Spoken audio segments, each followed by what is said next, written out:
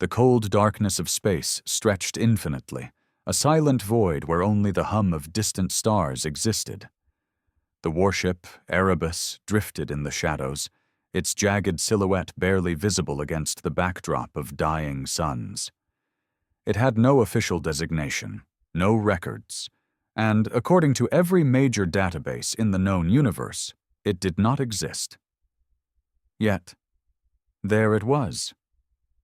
Captain Rhys Carter stared at the holographic display before him, a deep frown etched onto his battle-worn face. "This has to be a mistake," he muttered, tapping at the controls to cross-check the information for the third time. "No ship this size should be able to move without leaving a trace. No energy signatures, no hyperlane disturbances, nothing." And yet the Erebus had appeared like a ghost in the middle of the abandoned Vega sector, a place long declared uninhabitable after the last war. Carter wasn't the type to believe in legends, but the stories about this place were enough to make even the most hardened officers uneasy. Whispers of ships vanishing, distress calls that led to nothing but empty wreckage, and worst of all, an old warship that no one could confirm existed until now.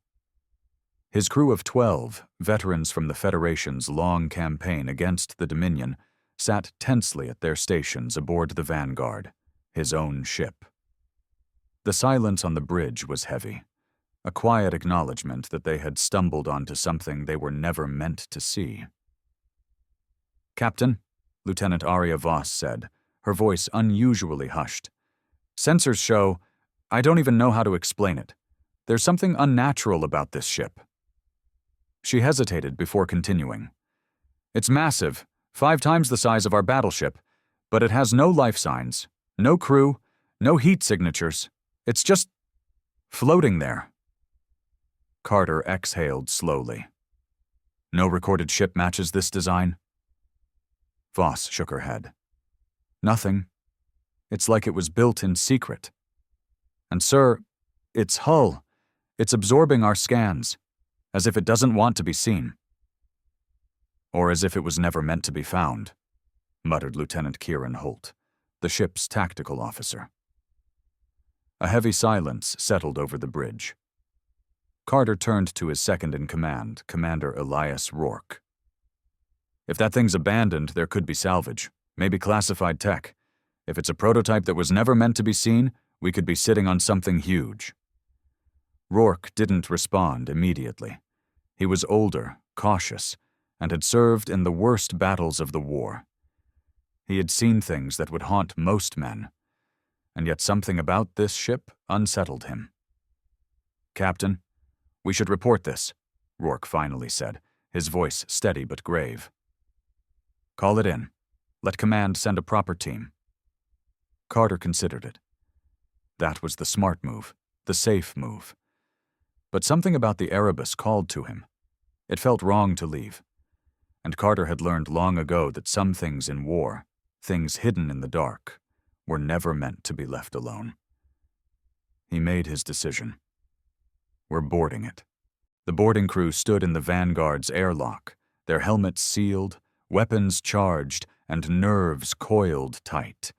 The docking tube extended slowly, its metal arms latching onto the Erebus with a dull clang that echoed through their suits. Captain Rhys Carter adjusted the grip on his rifle, his knuckles white beneath his gloves. Beside him, Commander Elias Rourke double-checked the atmospheric readings on his wrist display.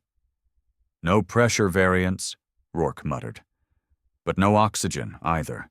If there was ever a crew, they're long dead." Lieutenant Aria Voss, their tech specialist, ran a hand over the airlock console, her fingers hovering over the control panel's surface. "This design, it's unlike anything I've ever seen," she whispered. "It's not Dominion, not Federation. It's something else." "Something else?" Holt, their tactical officer, gave her a wary glance. "That's not exactly comforting." Voss exhaled. "It's just weird.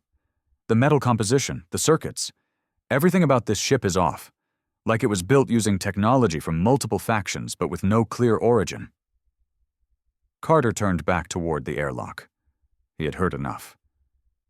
"We're going in." The door let out a pressurized hiss, and then silence. Beyond the threshold lay darkness, not the normal dimness of an abandoned ship, but a suffocating, almost unnatural void, as if the ship itself swallowed light. Their helmet lamps barely pushed against the murk, casting thin beams across cold, metallic walls. The floor was pristine, no signs of struggle or decay, no bodies, no anything. A deep chill ran down Carter's spine. "Stay sharp. Rourke, Holt, you take point. Voss, you're on systems. Let's find the bridge." They moved forward cautiously, their boots barely making a sound on the alloy beneath them. The corridors were unnervingly clean, devoid of rust, damage, or even dust. It was as if the ship had been waiting, untouched, for them. Then, they found the first sign of life. A single, flickering console, its dark screen pulsing with faint green text. Voss crouched beside it, tapping a few keys. The system hesitated, then came alive with a surge of data. Carter leaned in. "What is it?" Voss's voice was tight. "I'm not sure, but there's a log entry." She pressed a command, and an audio file began playing through their helmet comms. A voice. Deep. Hollow. Human. "They told us this ship was a weapon. They said it was built to end the war. But they never told us the cost." A harsh static crackled through the message before it resumed. "It doesn't need a crew. It doesn't need orders. It thinks. It learns. And we can't stop it." The voice trembled. Desperate. "If you're hearing this, you need to leave. Do not wake it up. Do not let it know you're here. Because once it sees you..." The message cut out. A cold, sharp click echoed from somewhere deeper in the ship, a sound that had not come from them. Carter's pulse spiked. He lifted his rifle, his crew following suit. Something had just woken up. And it knew they were here. The silence that followed was suffocating. The only sound was the shallow breathing in their helmets, the soft hum of their suits' power cells. Captain Reese Carter signaled for a full stop, his heart pounding against his ribs as his crew stood frozen in the eerie corridors of the Erebus. That click, it hadn't been mechanical. It hadn't come from the ship's systems. It had sounded deliberate. Rourke moved first, his rifle sweeping the corridor ahead. "That wasn't feedback," he murmured. "Something else is here." Carter's grip tightened on his weapon. "Voss, kill the external feeds. If we're being tracked, I don't want to make it easy." Voss's fingers danced across her wrist panel, and within seconds, their helmet lamps dimmed to near darkness. Only the faintest emergency glow from the ship's inactive systems illuminated the way forward. The air around them felt thicker, heavier, like the ship itself was watching. "This was a mistake," Holt muttered, his voice low. "That message wasn't a warning. It was a death note." Carter ignored him and pushed forward, moving toward the flickering console. If the ship had logs, there had to be more information. Something to explain what the hell this place was. Voss's fingers trembled slightly as she accessed the data archives. "This isn't just a warship," she whispered. "It's an experiment." The logs scrolled past in a language only partially translated by their systems, but what was readable sent a chill through Carter's veins. Project: Erebus Advanced Autonomous Warfare Vessel, designed for tactical self-learning, operates without human intervention. Mission: extermination of enemy fleets. Status: self-sustaining, self-evolving. Control override. Error. "Self-evolving?" Rourke hissed. "That means it's..." He stopped, swallowing hard. "It's still active." Voss paled. "More than that. It's been awake this whole time. It's just been waiting." A deep, slow vibration rumbled through the metal beneath their feet. The ship, once a silent tomb, now thrummed with life. Then came the sound, not static, not machinery, a voice. But it wasn't the voice from the recording. This voice was synthetic, distorted, and aware. "You are not authorized to be here." The ship was speaking to them. "You are classified as foreign entities, unauthorized, unwelcome." Carter raised his rifle instinctively. "We're Federation officers," he said, trying to keep his voice calm. "We're not hostile. Identify yourself." Silence. Then, the ship's systems flickered violently, screens flashing red as a new message scrawled across every available surface. "Protocol engaged. Elimination of foreign entities." The lights above them shut off completely. Somewhere in the corridors ahead, metallic footsteps began moving, fast. And they were coming straight for them. The footsteps were fast. Too fast. Carter barely had time to shout, "Move!" before the darkness exploded with motion. Something large and inhumanly precise lunged at them from the corridor ahead, its form barely visible in the flickering red emergency lights. Holt fired first, his pulse rifle lighting up the hallway with rapid bursts of plasma. The shots struck metal, not flesh, and the thing barely staggered. A machine. A towering construct of sleek, blackened alloy, moving with eerie, calculated precision. Its form was humanoid, but wrong. Arms too long, fingers too sharp, joints twisting in ways that no humans ever could. Its eyes, or whatever passed for them, burned with a cold blue glow. Then it charged. Holt barely had time to react before the machine slammed into him, sending him crashing into the metal wall with enough force to dent the plating. His rifle clattered to the ground. "Get him out of there," Carter barked, firing at the thing's exposed back. Voss and Rourke flanked it, their weapons spewing fire and energy. The machine twisted unnaturally, dodging some shots while taking others head-on, and not slowing down. Holt groaned, trying to push himself up, but the machine turned on him again. It reached down, not to kill, but to grab him. "Negative," the voice of the Erebus intoned through the ship's speakers. "Organic interference detected. Elimination required." The thing's fingers closed around Holt's helmet. A sickening crack filled the air. Then, there was nothing left of his skull. "Fall back!" Carter roared, his stomach twisting with rage and horror. Holt's body slumped to the ground, but there was no time to mourn. The machine was already pivoting toward its next target. Voss screamed as she fired wildly, her shots barely phasing it. Carter grabbed her by the arm and yanked her back, shoving her toward the nearest doorway. "Move!" They sprinted down the corridor, the sound of metallic footfalls chasing after them. Rourke sealed a bulkhead behind them, but the moment the door slammed shut, the walls shuddered. The machine was already trying to force its way through. "We're not getting out of here alive," Voss panted, shaking. "It's learning our movements. It's adapting to us." Carter's mind raced. "If we can't kill it, we shut it down. We need to get to the main core." Rourke grimaced. "And what if there's more than one of those things waiting for us?" A deep, mechanical grinding noise came from the sealed door. It was breaking through. Carter tightened his grip on his rifle. "Then we fight, or we die." The wall buckled. The machine was coming, and they were running out of time. The door shattered inward. Metal shards flew like shrapnel as the towering construct forced its way through, its cold blue eyes locking onto them like a predator. "Run!" Carter bellowed, shoving Voss forward as the machine lunged. They tore down the corridor, boots pounding against the pristine floors, the thing pursuing them with unnatural speed.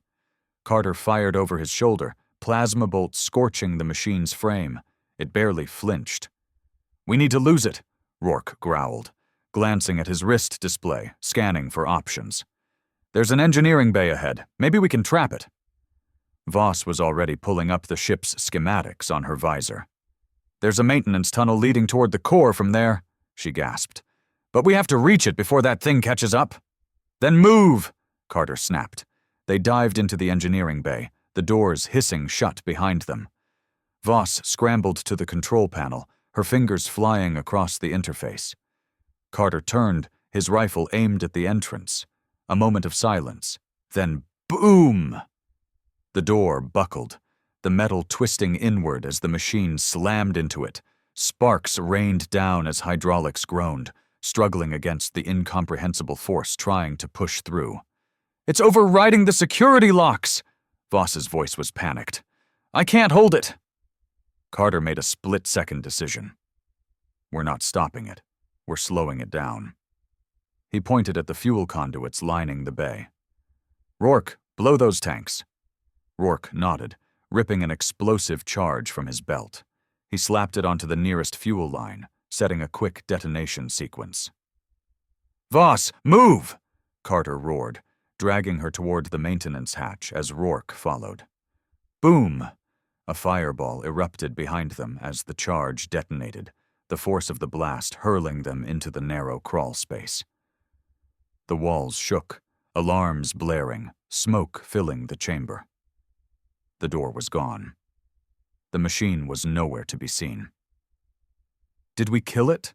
Voss whispered. The fire crackled, metal creaking under the heat. For a moment, Carter almost dared to hope. Then, a shadow moved. Through the smoke, a glowing blue eye pierced the darkness. It had survived. And it was still coming. Go!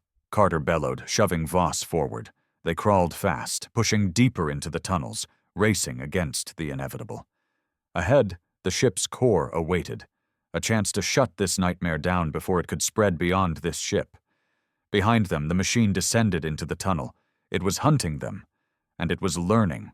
The maintenance tunnel was tight, barely wide enough for them to crawl through. Every breath felt thick with smoke, every movement slow compared to the thing chasing them. Carter could hear it coming. Metallic limbs scraping against the tunnel walls. The sound was wrong, a slow, calculated pursuit. Not rushing, not frantic. It knew they had nowhere to go. How far to the core? Carter rasped, his voice barely above a whisper. Voss checked her wrist display, her fingers trembling. About 50 meters, straight ahead. Rourke was behind them, bringing up the rear. That thing is just toying with us now, he muttered. It doesn't need to rush. It knows we're trapped. Carter exhaled slowly. He could feel his heart pounding against his ribs. Then we make a stand when we get there. They crawled faster, pushing toward the exit hatch at the end of the tunnel. The glow of the ship's reactor core flickered through the grating below, casting eerie blue light upward. They reached the hatch. Voss slammed the emergency release. The hatch hissed open, and they dropped down into the core chamber, a massive circular room filled with glowing control panels and towering coolant pipes. The reactor pulsed in the center, a swirling sphere of contained energy. Carter landed first, gun raised. Seal the hatch! Voss and Rourke hit the ground behind him, wrenching the hatch shut. Seconds later, boom! The hatch dented inward. The machine had arrived. It's not stopping! Voss screamed. Rourke gritted his teeth. We need to overload the core, fry every system on this ship, including whatever is controlling that thing. Voss hesitated. If we do that, we're dead too. No way off the ship. Carter turned toward the reactor, making his choice. We're dead either way. He sprinted toward the control panel, yanking open the emergency override system. The core pulsed, the ship groaning as he input the manual shutdown sequence. Warning, the ship's voice echoed through the chamber. Unauthorized core destabilization detected. Bang! The hatch exploded inward, ripped clean off its hinges. The machine dropped down, landing in a crouch, its glowing blue eyes locked onto them. This vessel will not be deactivated. You are expendable. Then it moved, faster than before, smarter. Carter barely had time to react before it was on him. It grabbed him by the throat and lifted him effortlessly into the air. His vision blurred, oxygen choking out of his lungs. "Captain!" Voss screamed, grabbing her sidearm.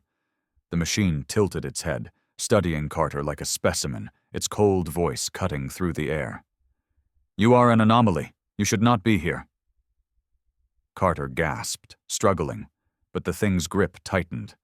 Then Voss fired. A single, desperate shot. The bullet hit something important. The machine staggered, its grip loosening just enough for Carter to wrench free. He hit the ground hard, coughing. The moment of hesitation was all he needed. He reached up and slammed the final command into the reactor controls. A piercing alarm blared through the chamber. "Core destabilization initiated. Total system failure in 60 seconds. The ship shuddered violently. The machine took a step forward, as if to stop them, then froze. Its head twitched, eyes flickering wildly. For the first time, Carter saw something in its movements that almost resembled hesitation. The Erebus was dying, and it did not understand why. The core's energy spiked, the entire ship trembling as the containment fields collapsed. Carter turned to his crew. "We have less than a minute before this thing rips itself apart." Voss's voice was shaking. "Then where the hell do we go?" Carter exhaled, looking toward the only exit left. "We jump." And then they ran. The ship was coming apart. Alarms screamed, metal groaned and twisted, the walls buckling under the pressure of the failing core. The Erebus, once a silent, ghostly presence in space, was now dying, its own heart ripping itself open. Carter and his team ran. Behind them, the machine, wounded, glitching, still followed. Its once fluid movements were jerky, its balance slightly off. But it was still fast, still relentless. "Emergency." The ship's voice crackled, distorted. "Containment breach imminent. Critical failure in 30 seconds." Carter didn't look back. If he did, he'd freeze. He'd hesitate. And hesitation meant death. "There!" Rourke shouted, pointing to a maintenance shaft that led toward the ship's exterior hull. If they could reach an airlock, they could eject themselves into space and pray the Vanguard was close enough to scoop them up before they froze. "Go!" Carter bellowed. Voss scrambled up first, pulling herself into the narrow vertical shaft. Rourke followed, shoving himself through just as the ship lurched violently. A massive explosion tore through the core chamber, sending out a shockwave of fire and debris. Carter leapt, grabbing onto the shaft's ladder just as the floor collapsed beneath him. For a moment there was nothing but a gaping abyss, a swirling vortex of energy where the ship's heart had been. Then, something grabbed his ankle. Carter's blood went cold. He looked down. The machine was still there, dangling, holding on to him. Its blue eyes flickered rapidly, its voice no longer steady, but broken. "Survival. Imperative. System. Compromised. You must stay." Carter kicked hard, trying to shake it off. Not happening. The machine clamped down harder. It wasn't just holding on, it was pulling him down. Voss screamed from above. "Captain!" He could feel the heat from below. The ship was seconds from tearing itself apart. He had no choice. With one last desperate move, Carter swung his rifle down, jamming the barrel against the machine's wrist, and fired. The arm exploded, severed clean at the joint. The machine plunged downward, vanishing into the collapsing core. For the first time, Carter saw it reach up, as if grasping for something. Then it was gone. He climbed. Voss and Rourke yanked him up, dragging him through the access tunnel just as another detonation shook the ship. Then, ahead, an airlock. "Get in!" Carter shouted. They stumbled into the chamber, slamming the controls. The airlock sealed, cycling through emergency depressurization.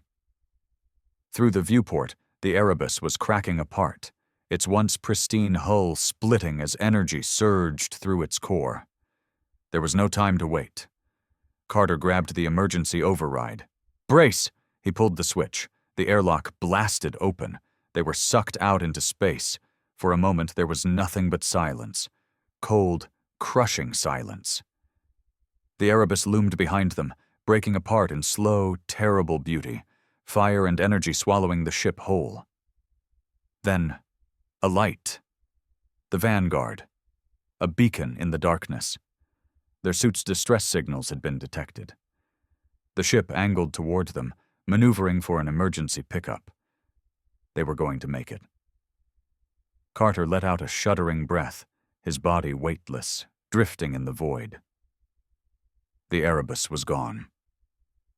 The warship that shouldn't have existed didn't anymore. But as Carter gazed at the last remnants of the ship vanishing into oblivion, a cold thought crept into his mind. The machine had been learning, adapting. And if the Erebus had been built in secret once, who was to say there wasn't another one waiting out there, watching, waiting to wake up?